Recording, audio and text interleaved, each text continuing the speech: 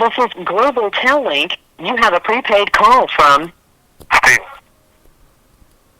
an inmate at the California State Prison, San Quentin, California. This call and your telephone number will be monitored and recorded. To accept this call, say or dial 5 now. Thank you for using Global Tel-Link. Hey, Hello. how are you? Oh, good. You ready? Yeah, tell me everything. I want to know every detail.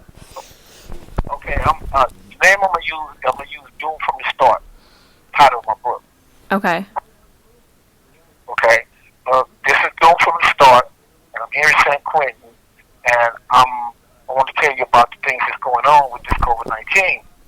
Well, first you know that there were no cases here until they brought a busload of inmates from Chino, and we were COVID-19 free, so we were infected. You know what I'm saying? They normally infected us here, gave us a death sentence by bringing COVID-19 inmates here. And since the inmates been here, I mean, the program has been shut down. We've had 5 deaths here on death row. We had 1 death, yesterday, a couple other days prior to this. And now none of the staff is coming to work. So we have like 5 officers to work this whole death row building. And the program is shut down. We're not going to yard. We're not getting showers. You know what I'm saying? They showers. We didn't get a shower for almost 2 weeks. Now they shower every other day. And we don't get access to phones. Our mail is coming late. We haven't had legal mail in almost 2 weeks, and which is a priority. And our meal trays now, they stopped feeding us on regular trays and started giving us paper trays, and the paper trays are not covered up. So that's unsanitary. And the building is not clean. They don't mop the floors. I mean, it's this whole situation here is unsanitary, and we're being treated unfairly. You have inmates in here that has COVID-19, and I've been tested with COVID-19, but I'm asymptomatic. But there's inmates in here that have symptoms, and they're not pulling these inmates out when they go man down. Man down means they call out for help, or we call out for help for them, and they're supposed to come, push the alarm, take them out. They're not doing that. They said, the higher-ups, the tier officers said, the higher-ups, sergeants, lieutenants, everybody said, do not pull them out unless they're unresponsive on the floor. And that's not good. Oh, my God. And so they just leaving inmates in their cell, or they'll pull them out, put them in a wheelchair, take their vital signs, put them back in, and tell them to take Tylenol. And it's what is that? Tylenol's not going to do nothing. And then when they do come to a man down, it takes them 30 minutes to even go in there to get you out the cell. So you could die within that 30 minutes, and they don't care. They all stand around the cell, and while the higher ups got to come first, the sergeant, lieutenant come.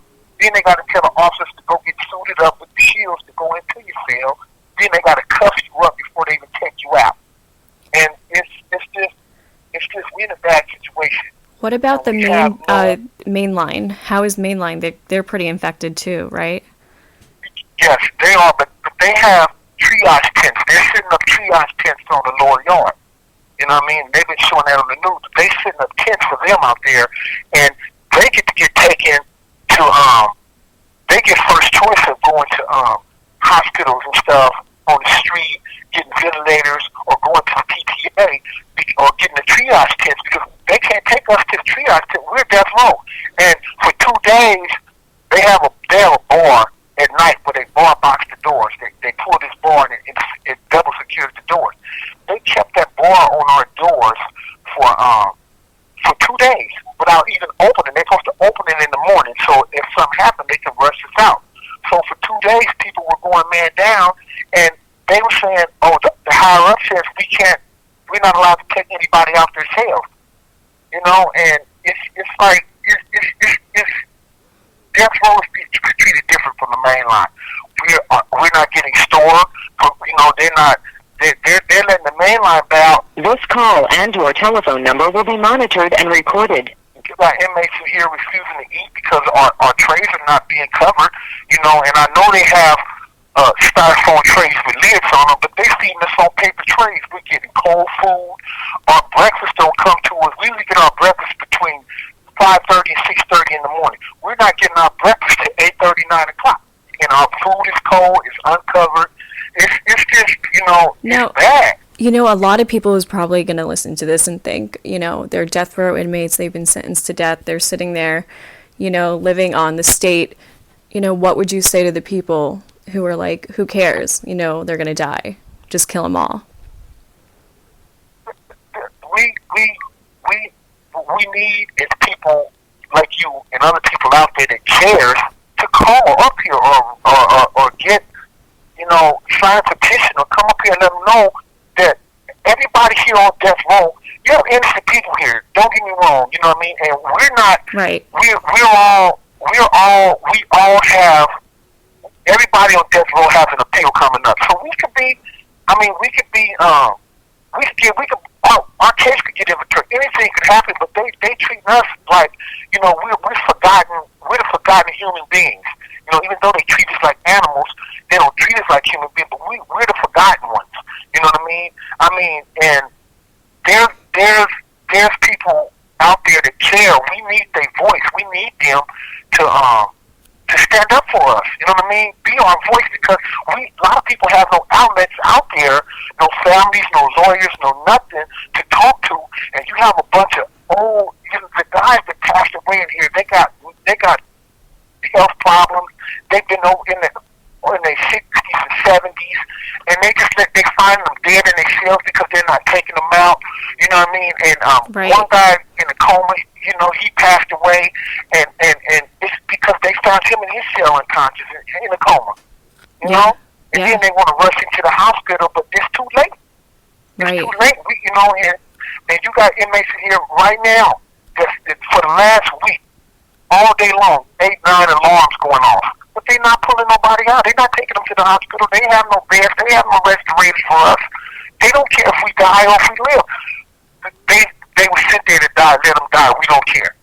You know what I mean? They care more about the mainline inmates and these lower level inmates who have their families up here calling, and they rooting to release those guys because they have COVID-19. But what about the guys on death row?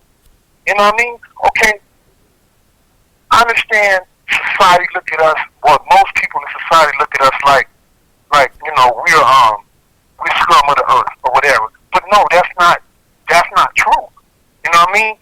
You have people in here who's been in here who's been falsely incarcerated, who's been set up, who's been it's people in here that have people who care about them.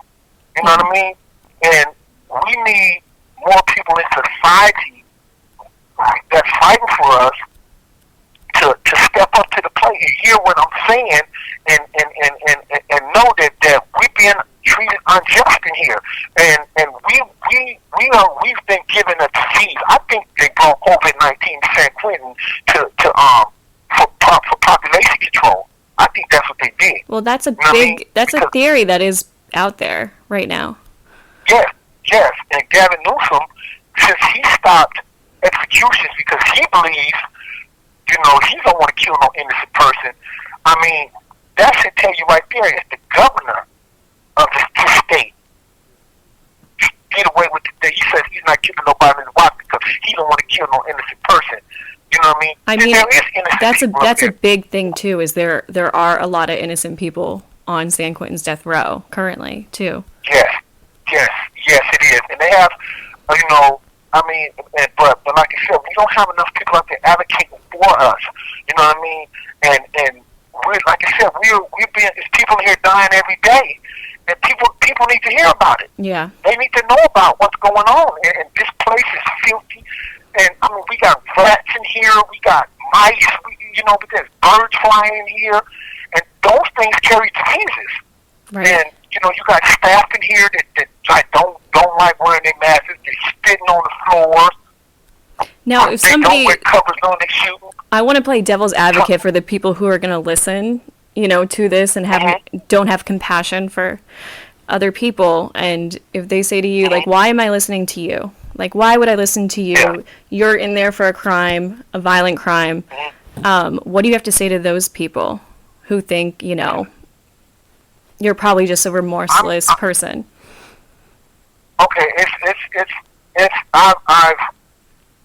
I've admitted to my crimes. I've accepted my punishment. I know I did wrong. I know I had a problem with drugs, and I'm not just speaking because I'm a remorseful person. I'm speaking because I'm advocating. I want to be one to advocate for people in here, let people know the injustice going on. You could have a loved one in here. You know what I mean? You could have a friend with a family member in here who cares about that thing, but have no way of contacting them, or may have lost touch with them.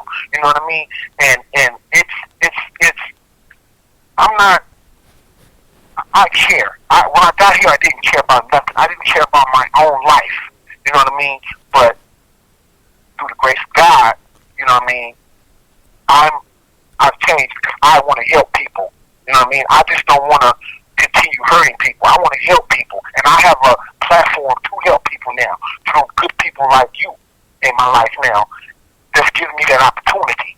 You know what I mean? Through my book. You know what? I think you should talk about what you want to do at Donovan with the other inmates, like the younger offenders.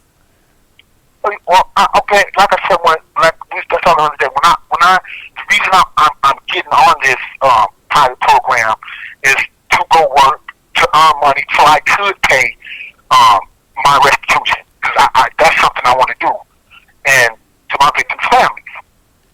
But I also want to go down to Donovan to or wherever they send me down there. I want to go down there because we have younger inmates. This call and your telephone number will be monitored and recorded.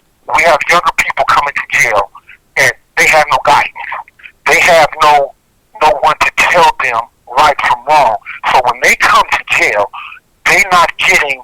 They don't have nobody to tell them what's going on, what's been going on behind these walls, or what to look for, or when you get out. So I want those people to know, while you're in here, get trained, go to school. There's programs are being started. You know what I mean?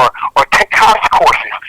But don't let this place turn you sour, or more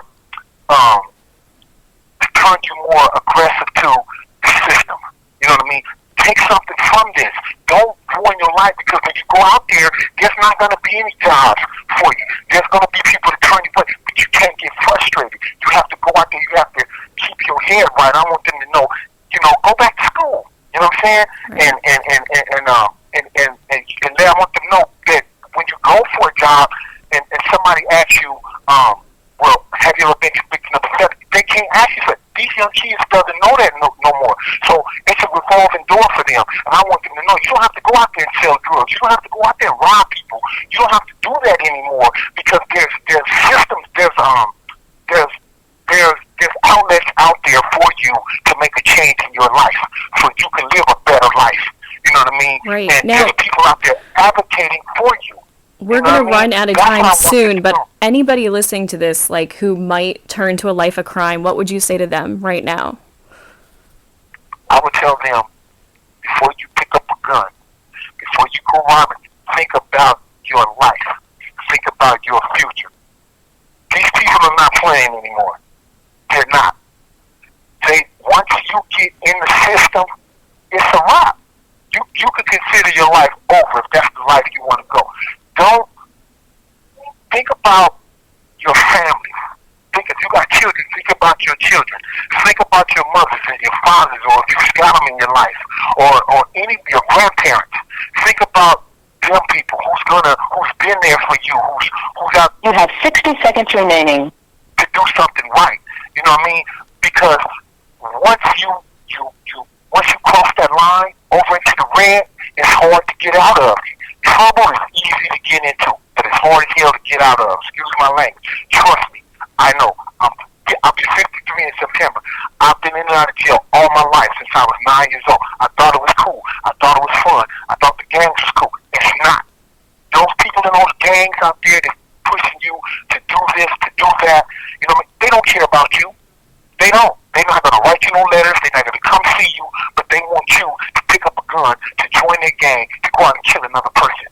No, that's not the life to choose for you. My life, think about what you're going to do before you do it. Think long and hard, because your life, your future, and your destiny depends on it.